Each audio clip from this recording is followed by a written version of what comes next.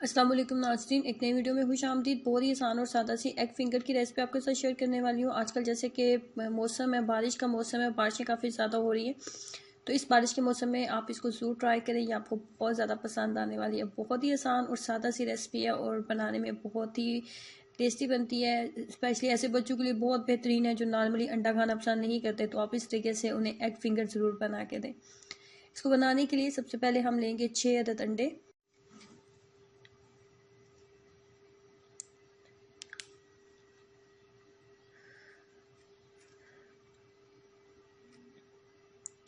छः अंडे लेने के बाद इसके अंदर सबसे पहले जो चीज़ ऐड करेंगे, एक छोटे साइज का प्याज बारीक कट करके ऐड किया है। उसके बाद थोड़ा सा सब्ज़ धनिया ऐड कर लेंगे। सब्ज़ धनिया और प्याज बहुत बारीक कट करके डाला, एक छोटे साइज का प्याज दिया था। उसके बाद लाल मिर्च पाउडर 1 टीस्पून और उसके बाद हम इसके अंदर नमक ऐड करेंगे 1 टीस्पून। अच्छे से इसको मिक्सअप कर लेते हैं।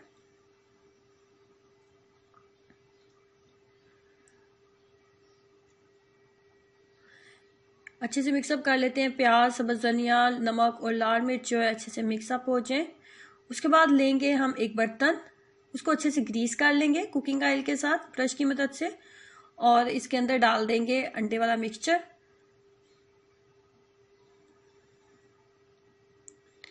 अंडे वाला मिक्सचर ऐड करने के बाद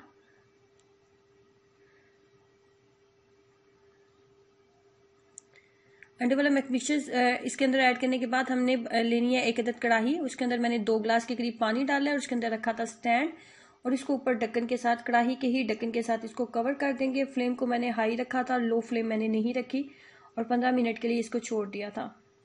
उसके बाद ये कुछ इस तरीके से हमारे पास रेडी हो गया। अब हमने इसके बना लेने हैं, इसको लंबे साइज में कट कर लेंगे।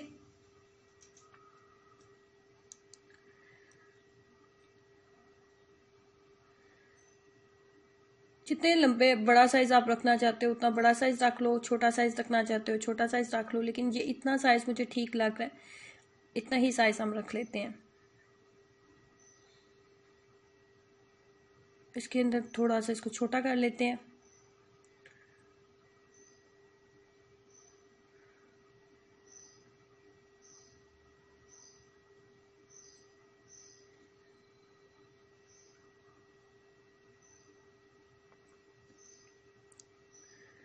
इसको मज़ीद क्रिस्पी बनाने के लिए और इसके टेस्ट को मज़ीद इम्प्रूव करने के लिए इसकी हम करेंगे कोटिंग करने के लिए 2 टेबलस्पून के करीब लेंगे मैदा लेंगे, और उसके बाद 2 टेबलस्पून इसके अंदर कॉर्न फ्लोर ऐड कर देंगे। 2 टेबलस्पून मैदा और 2 टेबलस्पून कॉर्न फ्लोर।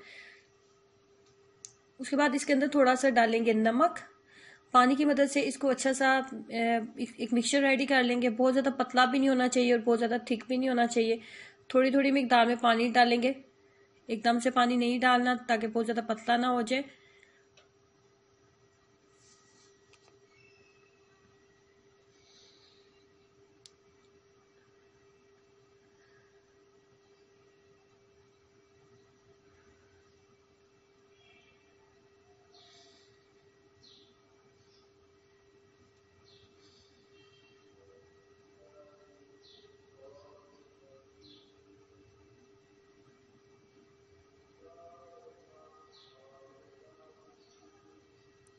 उसके बाद ब्रेड क्रम्स हमें चाहिए मज़ीद।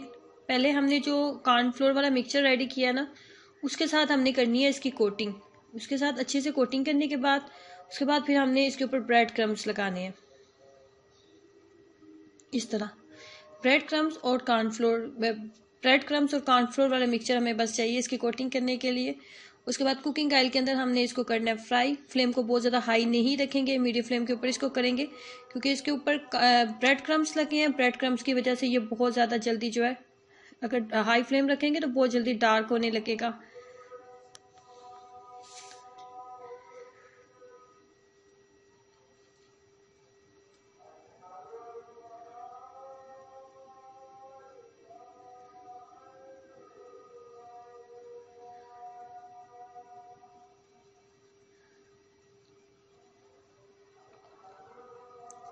ये देखने में जितने टेस्टी लगते हैं, ये खाने में भी इतने ही टेस्टी बनते हैं। तो आपने इसको ज़रूर ट्राई करना है और अपना एक्सपीरियंस मेरे साथ ज़रूर शेयर करना है। अगर वीडियो अच्छी लगी है तो लाइक करना और नीचे दिए गए रेड बटन पर क्लिक करना मत भूलें, ताकि आप इस चैनल का हिस्सा बन सकें, इस चैनल को सब्सक्राइब कर सकें। अल्लाह हाफिज़।